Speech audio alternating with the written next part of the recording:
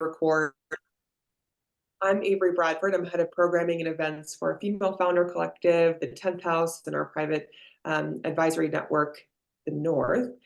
Today is interesting because everyone who RSVP'd, you were all able to send in questions. So today's a discussion really addressing your specific questions about bootstrapping and what that actually looks like for an organization, especially one that has scaled so seamlessly like WeNatal. At least from the outside, you all have done a beautiful job of scaling. Just before we get into intros and your questions, a couple of things happening within the community. If you're in LA, we have a co-working day next Wednesday, and then we also have our town hall next Wednesday as well. So if you have questions for our co-founders, Ali or Rebecca, you can submit those ahead of time, and Carly, our head of community, will be there as well. And then we'll also be in Chicago next week for a member mingle, so a networking event. And then something that's really exciting is we're doing a first ever FFC Tech Week. So we have partnered with some incredible tech companies in order to bring panels. We have a private breakfast for our members. I think we have 2 different panels and a private breakfast. So we have a couple of things. If you go inside of Circle, you'll be able to see all of our upcoming events, and you can RSVP to any of those there. But hope to see all of you at Tech Week. So to kick us off, like I said, I'm going to answer your questions that you sent in ahead of time, but I'll also be answering questions in real time. So you may be thinking to yourself, oh, Ronit and Vita just answered a question and now that sparked another question for me. Submit your questions in the chat. But before we do that, I would love to know where all of you are joining us from and what's either one thing you're hoping to learn today, or maybe a partnership or collaboration you're hoping to make today. Just tell us a little bit about yourself and your business and your brand. I would love to see that in the chat as we get started. And I love seeing all of you who are joining us on screen. So just as a super brief intro, Ronit and Vita, they're co-founders of WeNatal, and they are visionary leaders driven by a shared commitment to revolution. Holy moly, you guys, I'm moving today. My brain is in boxes, truly. So forgive me as I will stumble over my words because I've been packing all night. You're all good. Thank you. They are visionary leaders driven by a shared commitment to revolutionizing prenatal wellness. And WeNatal is the first comprehensive prenatal vitamin supplement for both men and women. So it's a very unique product in and of itself. But ladies, welcome to the 10th House. Before we dive into questions that everyone sent in, I would just love to know your co-founder journey, how you all became co-founders, and then also how you decided what your roles would be within the organization. Yeah, we can. We're so happy to be here. First of all, thank you so much for hosting us. And we are so excited to be here and help support each and every one of you, because being a founder is not an easy journey, but it's super fun. And we feel like we just want to share everything that we've learned in the last 2 years since launching. So I think to get started, Avery, if it's okay, I'm going to share a 1-minute video just on our overall story and why we even launched WeNatal. And then we could get into our roles and all of that good stuff. So Absolutely. I'm going to share my screen. And thank you everyone who's letting us know where you're joining from. I love seeing we have multiple NYC.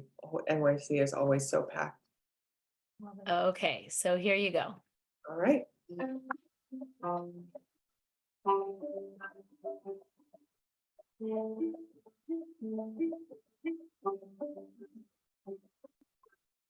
And I can hear it, but I can't see it. You can't hear it? I can hear it, but I can't see it. I don't know if anyone else is. Hold on. Share screen. Continue. Okay, can you see it now? There we go. Okay, I'm gonna take two. Sorry, everybody. No, it's all happening in real time.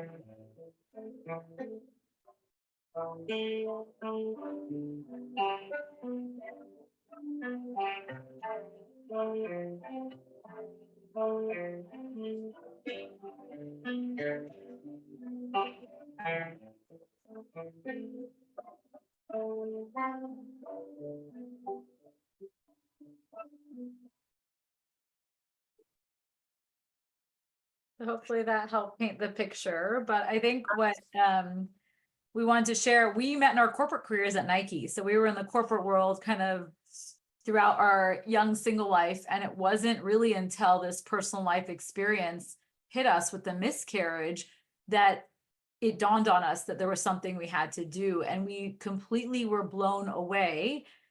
Ronit, working alongside some of the best doctors and functional medicine practitioners in this space, she uncovered all this research about how men are 50% of the equation. Men are 50% of miscarriages and pregnancy loss. And to us, it blew our minds because here we are in 2020 thinking we've advanced in so many ways, but yet the complete burden of fertility was still on women. And it was that moment, that straight aha moment when Ronit called me and she was like, there's all this research that men literally have such a unique ability also to improve their sperm health in 3 months. Every 3 months, they're regenerating sperm every 3 months. And no one's talking about this. When we incepted the brand, our idea was a men's prenatal because literally there was a major gap in the marketplace that no one was talking about. And we knew we had to do something, not just to, help the gap, but to take the burden off of women who have for hundreds of years, society has placed the blame of fertility on them. And it wasn't until we kind of did the research, saw the brands that actually were trying to take our own supplements that we realized the world probably doesn't need another prenatal, but oh wait, yes, it does. The space is crowded with a lot of not good products. I'm going to keep my cuss words to a minimum today. But the reality is we found that they fell in 2 camps. Really expensive, hard to get, too many capsules, bad consumer experience, or really accessible, found at drugstores, all that, but pure crap. Fillers, additives, colors, toxins, not third-party tested. And so we're like, wait a minute. The journey is messed up. Becoming a parent is arguably one of the most important times of your life to step up your game, step up your health. We need to change the narrative. We need to make a better product, one that we want to take and one that we would want to give our friends and family. And so that's how the journey began. And it, as you saw in the video, it took years of partnering with the best doctors, finding the latest research, finding the best ingredients until we launched something that we were proud of and would stand behind. And to your question, our roles. So I'm the CEO, Vita's the CMO, COO. Both of our backgrounds are in marketing, but we actually have very different backgrounds because we met at Nike, but I had left Nike at one point and went into the wellness space and worked for smaller brands, I would say, than obviously Nike. And then Vita being at Nike and being a senior marketing person there has always been navigating operations, big contracts, managing a lot of people. So the way that we split our roles is I'm actually more on the marketing side, partnerships, social, community, content. And then Vita basically does all the things I hate doing, which is operations, packaging, pricing, contracts, hiring, HR. So we definitely balance each other very well as far as like skill set goes. And that's probably one of the most important tips we have, whether you have a founder or not, is finding the people that complement what you don't like to do or don't know how to do. So tip number 1 is always surrounding yourself and kind of creating your network with that. That worked very well for us in our co-founder world, but also with who we hire. Absolutely. That's so helpful to know the background of how you got to where you are. And we're actually going to get into both of those things that you just mentioned, Vita, team and network, here in just a little bit. I'm going to go through questions and I've kind of grouped these together so we can try to tell a cohesive story with this event. So the first one is from Alina, and this is Alina. Alina would like to understand the role of external funding in the company's growth journey. Did you raise friends and family? If so, what did that look like? And what was required for your launch in terms of overall investment from yourselves? Yeah, we actually weren't planning on doing a friends and family. We pretty much got up to like was about a month before our launch date. And some of our advisors, our medical advisors, and some of the close people around us wanted to invest. And we thought it would be a great opportunity, not only to take money, but to get people who have different skill sets advise us, right? So we pretty much curated friends and family with who had either entrepreneurs, our medical board who we trusted, respect, and admired. And it was more about curating advisors that we knew would help our brand grow authentically. And so full transparency, it was like about a month before launch, we opened it up and we raised $500,000, so 500K. And that has been our only round, our only funding to date, but we had pretty much gotten to launch without it. What that did end up helping a ton with was some of that launch, hiring of freelancers, hiring of contracts, website update, like all the things that go into enhancing your brand once you launch. So that was our journey. But I think there was also a question of what did we invest? So as far as what we invested together was $120,000 to get to launch. And that included a spend on the website, the branding, content, The product packaging, and all of that. Yep. Okay, that's super helpful. And this is a follow-up question. How did you structure that raise? Since this raise kind of came naturally, was there really a structure behind it?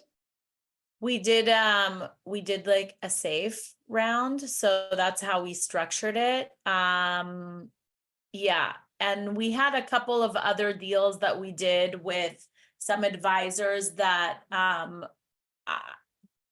instead of investing cash, we did an exchange where they gave us a marketing budget. So these are advisors with big platforms.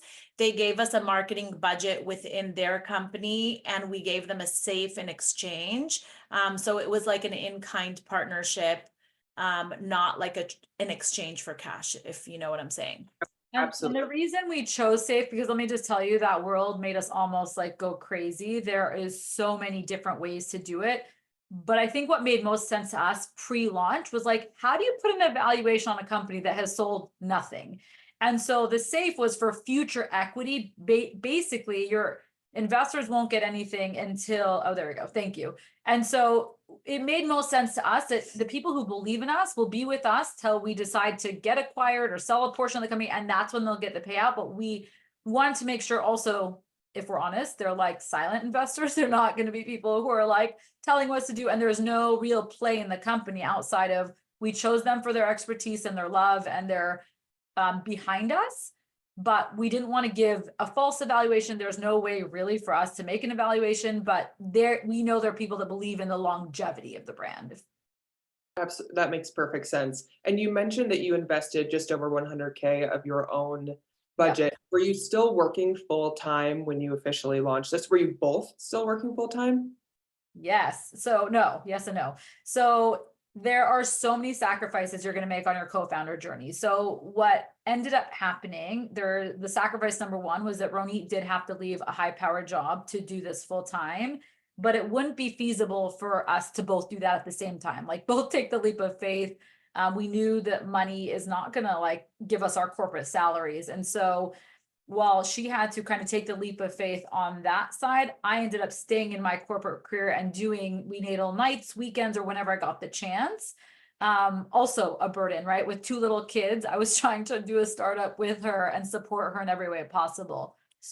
But I would say the reason why it was possible was because we started to work on WeNatal during that COVID year Yeah. where it was more like work from home and there was like a lot of downtime, I think, in your corporate job Yeah. because of changes that were taking place. Totally. So it was feasible to do it. And Vita's actually still at Nike and I work on WeNatal full time. But that being said, it's not easy. And for both of us, we're each making our own sacrifices. Vita's working around the clock and I'm taking the tiniest salary. And we all know that, I mean, we live in Los Angeles. The cost of living is crazy, but we're navigating through it because we believe in what we're doing so much and we're so passionate. So we're able to do it. And it doesn't bother me that I don't go on like lavish vacations and spend money on clothes and do all the things. This is our passion right now. Yeah, you all have such a realistic and relatable story. And Karen, let me see if I can see you have your hand raised. I'm going to ask you to unmute and you can come on and Okay. ask a question. Hello, how are you guys? Hi, Karen. I have so sorry, and I just joined late because another meeting was running late, but you were talking about safes, and right now I'm doing a safe note with a cap and a discount, and a lot of the people that I've talked to from an investor standpoint understand, but I am getting a handful of investors that are just like, well, what am I really getting for my money? And they can't get over that they don't Yeah. understand. Like, Yes. what have you said to people? We have had the same exact Yeah. conversations. And I would say, like, especially for people like my brother is an example. He invested in WeNatal and he raised money. He has businesses, he has restaurants, and for his restaurants, he knows, you can estimate your revenue in a restaurant because you know the capacity and you know how much money max you can make. Right. And so when he was raising money for his company, for his businesses, he knew he was going to give X amount of equity for every $50,000 he raised. It was very hard for him to get over the concept of this safe. And I think still from time to time, he's like, so, well, I invested in WeNatal. What does that even mean? But at the end of the day, I think people invest in you. And, I did have people that were kind of like not super savvy in this like startup space, talk to our attorney and have him explain it. But at the end of the day, people have to understand like your passion and, if they know you, they know your ability. Yeah. And I think if somebody also has like a lot of doubts, that might not be the best investor. And we also walked from some that felt a little too uncertain and inquisitive. And we're just like, that's kind of not the energy we want right now. Like Ronit's like, that guy, no way. So like it has to be the right fit because like I said, we wanted more of a silent audience who basically, the way I said it to some of my family, consider the money gone. Like it's gone, you invested. It's like a gamble. Any startup is a gamble, but that's why they're like investing in us or the product that they see a future in. And we have friends that are venture capitalists. They basically say of all the brands they invest in, some make it big and some don't. And that's the same with the safe. They kind of consider it gone until you either sell the brand or you have a big acquisition or whatever. And that's when they see the return on investment.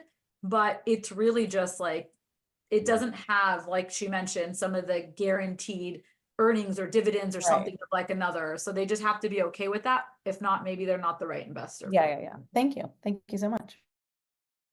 Our pleasure. Okay, next question is from Frankie, and Ronit, you alluded to this earlier, but how long into bootstrapping until you took a salary?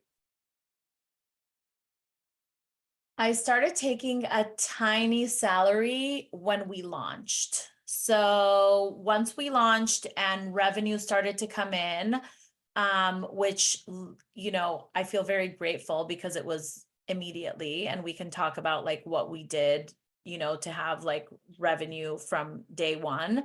I started to take the tiniest salary and it's still tiny.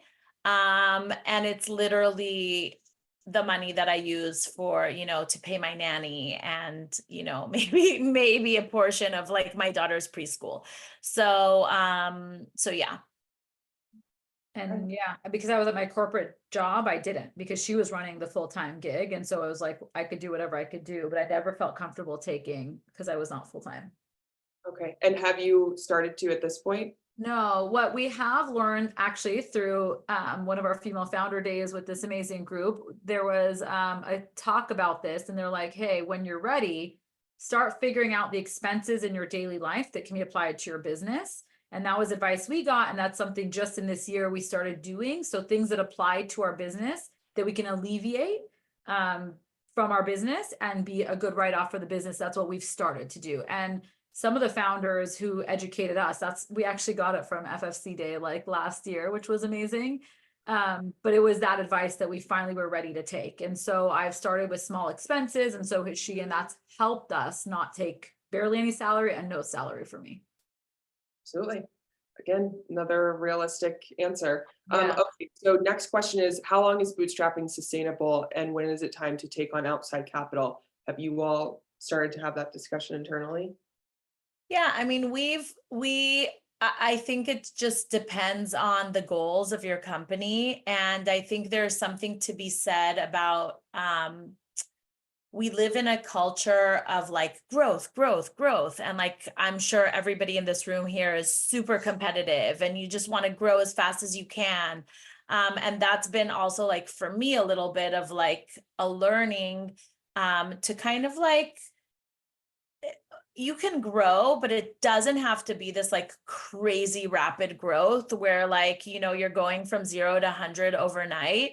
And I think, for us, we've been good, and we actually have a lot of VCs that are reaching out to us, but we don't want to take external investment yet.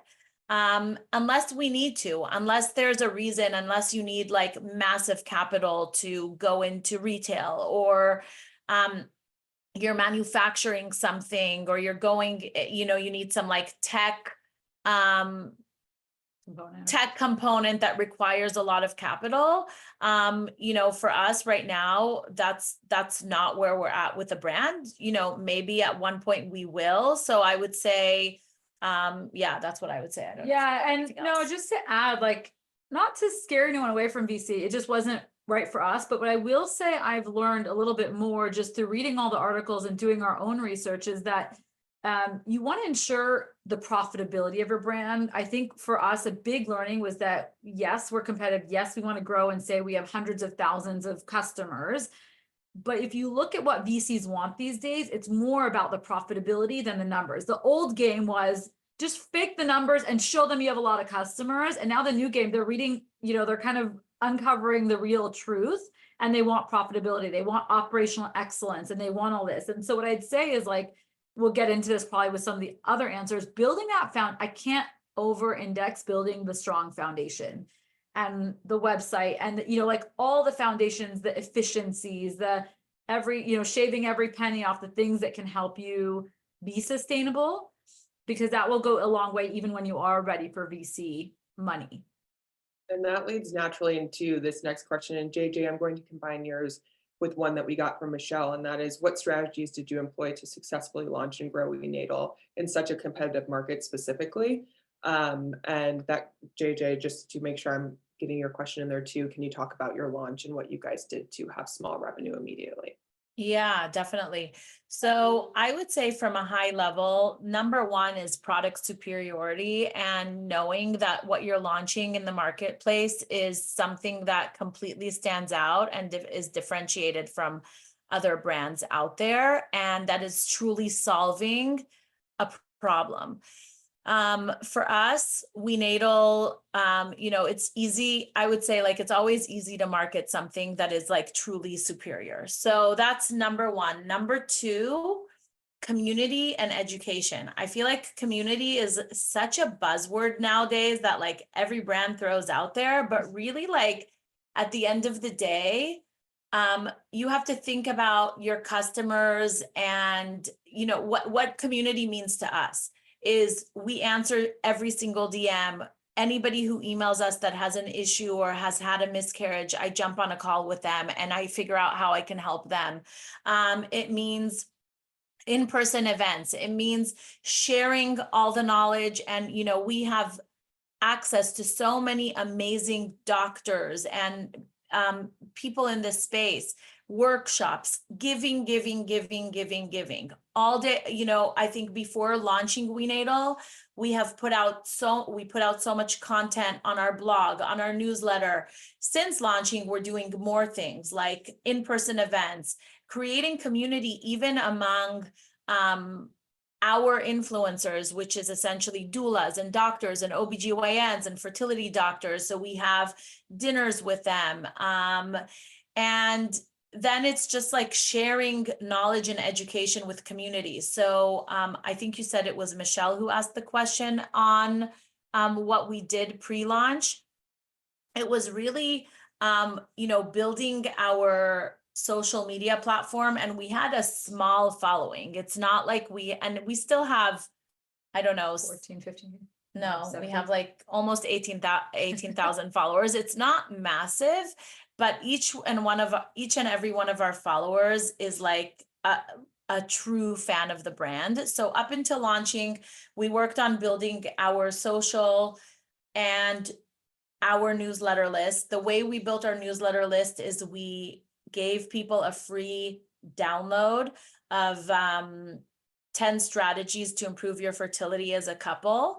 And so we built our newsletter list, we built our social, and then we got a list for pre-orders. And we actually gave people in our newsletter list early access to the product before it launched. And I can't even tell you, I wish I recorded our Shopify store the second we turned it on, because we had thousands of people on our site, thousands of people getting subscriptions, and we couldn't believe it, because honestly, we didn't know, coming into this is completely a new market, this space for men's, we sell prenatals for him and her together. We didn't know if men were going to buy into this. We didn't know if women were going to be able to bring their partners along. And it was pretty amazing to see that there was this huge receptivity from our audience and our community, because we had already educated them on the importance of men's health, on the importance of preconception. And we had our advisors, people like Kelly Levesque and Dr. Hyman, talking about us, talking about WeNatal. And also, I would say not just them, and this is another piece of advice for everybody here, all of our friends and people that have been in our network, whether they're in the wellness space or not, we had asked them, can you share about WeNatal? We made it easy for them, and we made it easy for them to share, because a lot of our friends want to help us, but they just don't know how. So if you make it easy for them and you put together a Google Doc with here are posts that you can do, here are different captions. If you have a newsletter, here's a newsletter you can write. If you have a blog, here's a blog you can write. You make it easy for people to share about you, and they will share about you. So we did that before launch. So I would say there are three main things from a marketing standpoint would be product superiority, community and education. And then the third thing is relationships and leveraging the relationships that you have. There was so much in there. I was trying to write down follow-up questions, because I'm so smart, so smart. There's so much that answer could be a event in and of itself. Just knowing, Ronit, that you come from a marketing background, I feel like a lot of your messaging, so even be able to create that Google Doc or to create a social calendar, a lot of that ties back to messaging and branding. Did you all have a very clear strategy behind your messaging, or is that something that developed over time? Yeah, I think that was also interesting, and that's been still evolving. And I think our messaging is constantly changing, just not changing, but just evolving. We wanted to be able to connect with men. We didn't want to shame them for not being part of, this fertility equation. So there's a nuanced conversation that you have to have. And I will say that anytime we put out content around male fertility and how to enhance it, it has thousands of shares, and we know that our target consumer is actually the female. And she's sending it to her partner, you know, she's the one who's sharing it. But from a brand perspective, both of us coming from Nike and knowing and understanding premium branding and what it looks like, we both had a very similar vision to what we wanted our brand to look and feel like. And actually, initially, when we first got our initial branding, it was like pink and green, and we thought that was too feminine. We didn't want to alienate the men, so we changed the branding, and I can just like quickly share what our branding looks like. But we also believe in branding and packaging and being a premium brand, which means investing in like the look, the feel, the packaging was very important to us. Yeah, so this is the men's, this is the women's, and this is now our fish oil. These are all reusable containers, and every month our consumer gets a refillable pouch that comes from recycled material. So sustainability was also a big one for us. But also, I think going back to the revenue question, being on subscription, we didn't think about it from a revenue perspective and an ongoing revenue perspective. We thought about it because our product is legitimately a product that you need to take ongoing. But being on subscription was also something that, you know, allowed us to, you know, increase your lifetime value and keep your customer longer easily. I mean, everything is subscription these days, literally from like your dog food to your shampoo. So it's a smart model, but it's making sure you continue to show the value in the product so that people stay with you, right? And sometimes that means retention strategies, surprise and delight. Sometimes that means a little bonus present, a handwritten letter from the founders, but it is important to keep your audience engaged with the content, with the education, so that they're continuing to see value in your brand. Absolutely. I want to get us back on track with answering some of these questions. Yeah.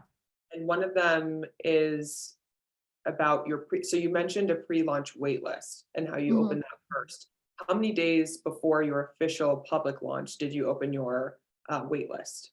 it was like 48 hours before. It wasn't a lot. Okay. Super earlier. Amazing.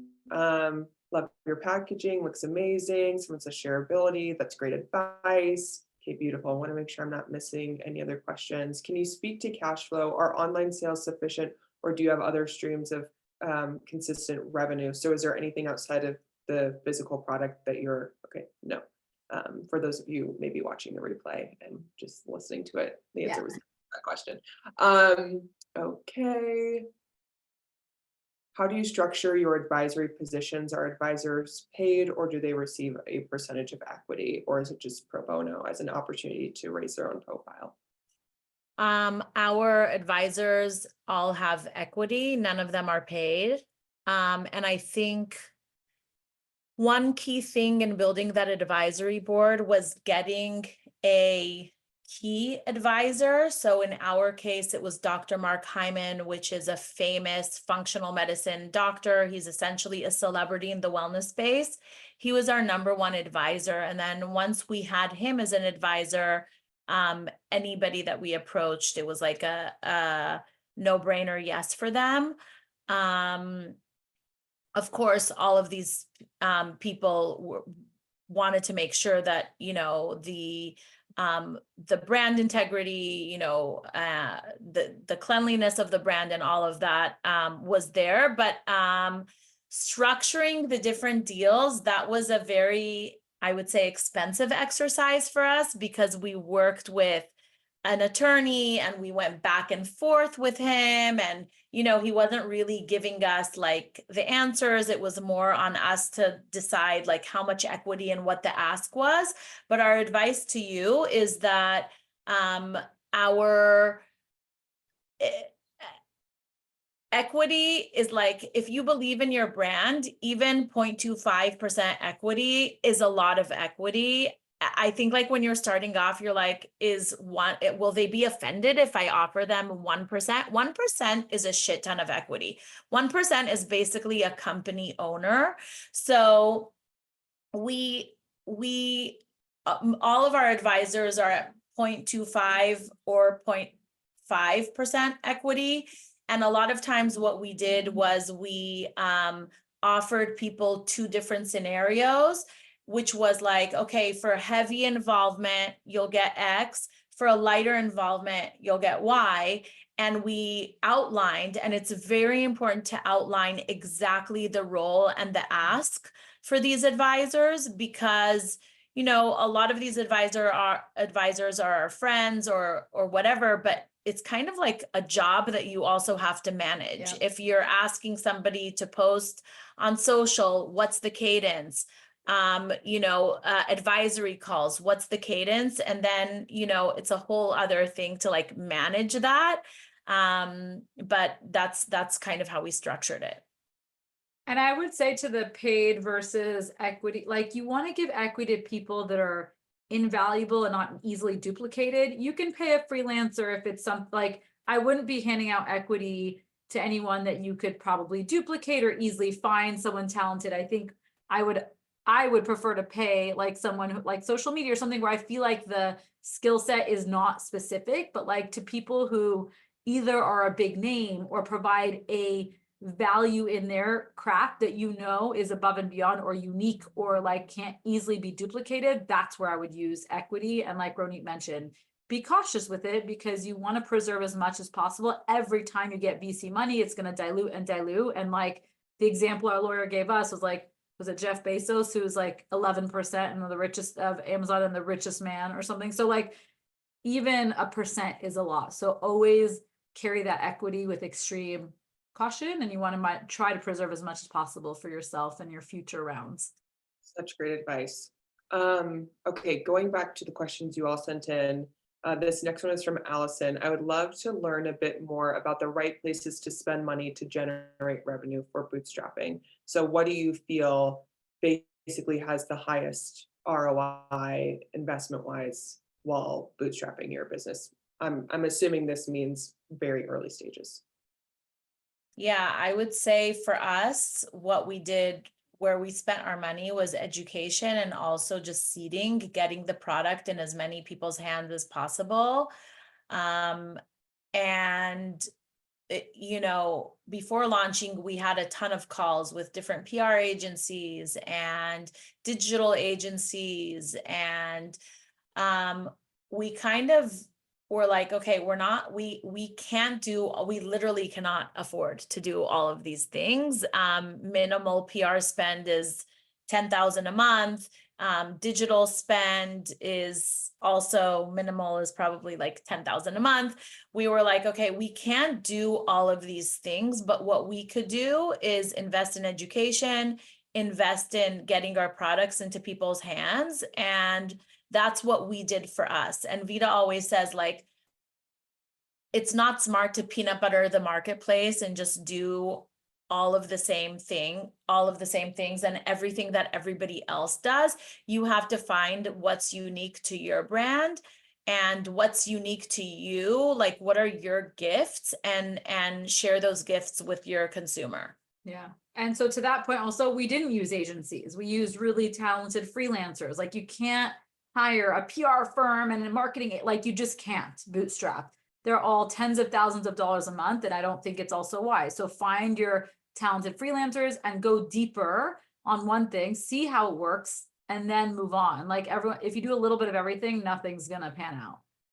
Mm-hmm. And Vita, this next question is for you, but oh shoot, I just lost my train of thought. Ronit, you just mentioned something. Oh, you mentioned education. And when you say education, are you meaning newsletters, blog posts, lead magnets, things like that? Am I missing anything? Yes, that workshops, Instagram lives, bringing the latest research in kind of understandable ways to the consumer. And yeah, that's essentially all the things. Perfect. Amanda asks, can you share your team building journey? When did you hire your first employees and what positions were they? And do you have any regrets about, would you have done any of that differently?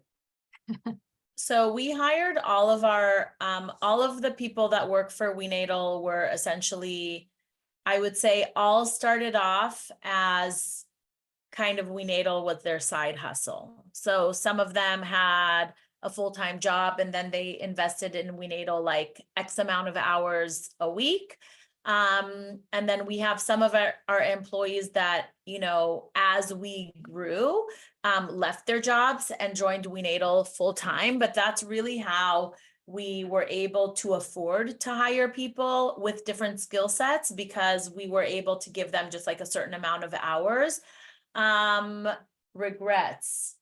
Well, I say we started with operations. We knew that was something we needed. And so employee number one was an ops gal, and Ronit actually went into her past roles of someone she remembered was a jack of all trades. And the feedback we got from another founder was get someone who knows how to do multiple things when you're a startup. And she just was that for us. And so that was our first. And then we slowly added like partnership, social, all those kind of other elements.